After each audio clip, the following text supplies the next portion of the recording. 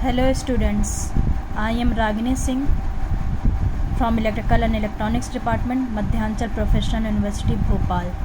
Today I am discussing about representation of single phase AC. Single phase AC को हम basically 3 form में represent कर सकते हैं। सबसे पहला फॉर्म होता है आपका ग्राफिकल फॉर्म, ठीक है। ग्राफिकल फॉर्म के भी 2 पार्ट्स होते हैं, या तो आप इसे फेजर के रूप में रिप्रेजेंट कर सकते हैं या तो आप इसे वेव फॉर्म के रूप में रिप्रेजेंट कर सकते हैं। दूसरा AC का जो रिप्रेजेंटेशन होता है वो मैग्नीट्यूड के फॉर्म में होता है।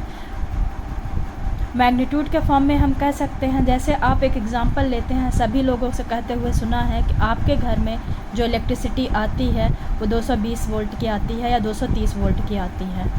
तो आपने कभी ये नोटिस किया क्या कि ये जो आपके यहाँ इलेक्ट्रिकल सप्लाई जो आ रही है 220 वोल्ट के, वो किस फॉर्म में आती हैं? RMS फॉर्म में आती है, एवरेज वैल्यू के फॉर्म में आती है या पीक फॉर्म के रूप में आती हैं? इन सब का जो डिस्कशन है वो हम मैग्नीट्यूड फॉर्म के अंतर्गत पढ़ेंगे, ठीक है। फिर लास्ट रिप्रेजेंटेशन होता है आपका मैथमेटिकल फॉर्म। मैथमेटिकल फॉर्म के अंतर्गत आपका जो आता है वो आपके रेक्टेंगुलर फॉर्म आएगा, पोलर फॉर्म आएगा और ट्रिग्नोमेट्रिक फॉर्म आएगा। तो हम AC का रिप्रेजेंटेशन इन 3 तरीक़ों से करते हैं, एक ग्राफिकल फॉर्म के तरीके से, दूसरा मैग्नीट्यूड फॉर्म के तरीके से, तीसरा मैथमेटिकल फॉर्म के तरीके से AC का रिप्रेजेंटेशन कर सकते हैं। सबसे पहले अगर जो हम डिस्कशन करें वेव फॉर्म के रूप में, सबसे पहले हम ये जान लें कि वेव फॉर्म होता क्या है। तो वेव फॉर्म को जब भी कभी किसी भी इलेक्ट्रिकल क्वांटिटीज़ को 2 एक्सिस के अंतर्गत रिप्रेजेंट किया जाता है वो आपका वेव फॉर्म कहलाएगा। तो कहना चाहिए कि यहाँ वेव फॉर्म में बेसिकली जो एक्स एक्सिस है, एक्स एक्सिस क्या रिप्रेजेंट करे?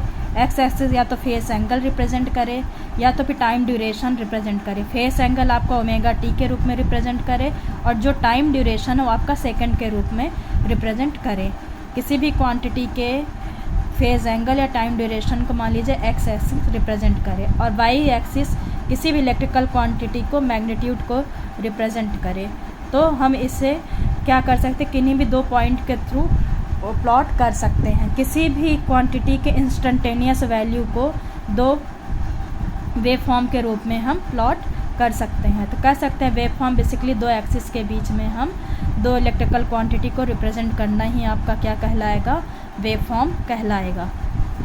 नेक्स्ट फिर हम डिस्कशन करें ये वेव फॉर्म, इसे हमने AC वेव फॉर्म बोलते हैं। हमने इंस्टेंटेनियस क्वांटिटीज़ को हमने इसे 3 फॉर्म इंस्टेंटेनियस क्वांटिटी को वेव फॉर्म के रूप में रिप्रेजेंट किया। मान लीजिए हमने पहली वेव फॉर्म ये ड्रॉ की जिसे हम V1 का नाम दिए, ठीक है। दूसरी वेव फॉर्म हमने ये वाली प्लॉट की जिसे हमने V2 का नाम दिया। तीसरी वेव फॉर्म हमने यहाँ से स्टार्ट की V3। तीसरी वेव फॉर्म हमने ये वाली प्लॉट की जिसे हमने V3 का नाम दिया।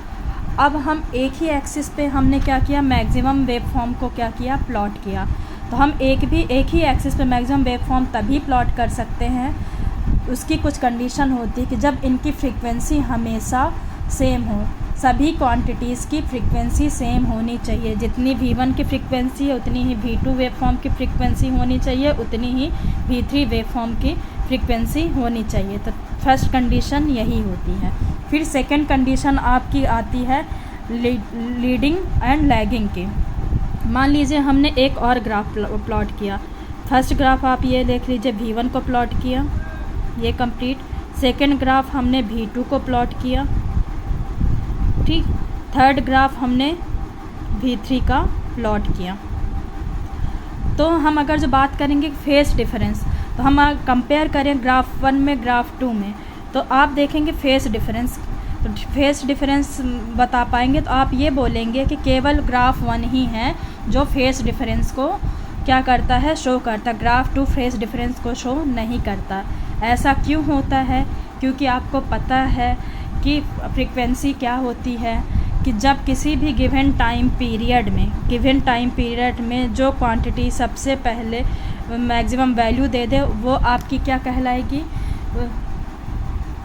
Leading face. क्या होता है, जब कोई भी गिवन टाइम पीरियड में जो वैल्यू सबसे पहले मैक्सिमम वैल्यू को अटेंड करे वो आपकी लैगिंग होती है। ठीक है। और जो वैल्यू आपकी लास्ट में मैक्सिमम क्वांटिटी को रिप्रेजेंट करे, मैक्सिमम वैल्यू अटेंड करे, वो आपकी क्या होती है, लैगिंग वेवफॉर्म होती है।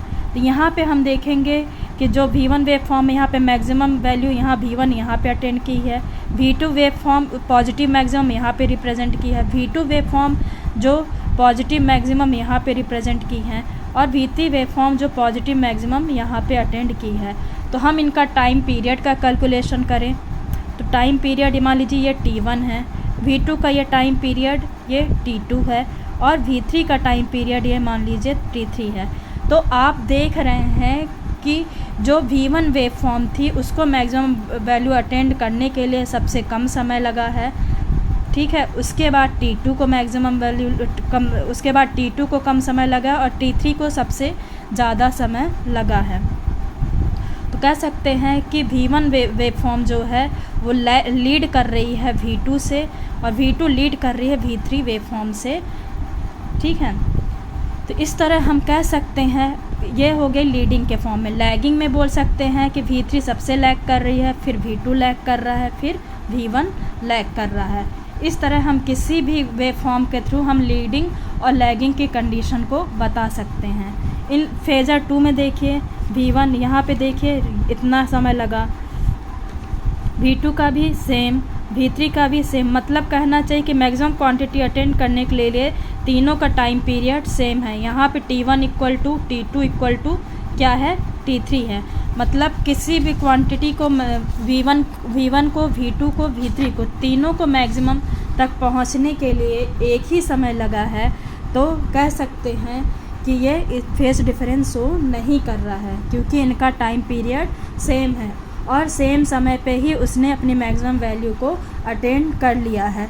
जबकि मैग्नीट्यूड तीनों का अलग अलग है, इसका मैग्नीट्यूड अलग आएगा, V2 का मैग्नीट्यूड अलग आएगा, V3 का मैग्नीट्यूड अलग आएगा, पर इसने मैक्सिमम वैल्यू अटेंड की है सेम टाइम पीरियड में, मतलब तीनों का टाइम पीरियड सेम है। इस तरह से हम इसे किसी भी वेवफॉर्म के रूप में रिप्रेजेंट कर सकते हैं। Thank you.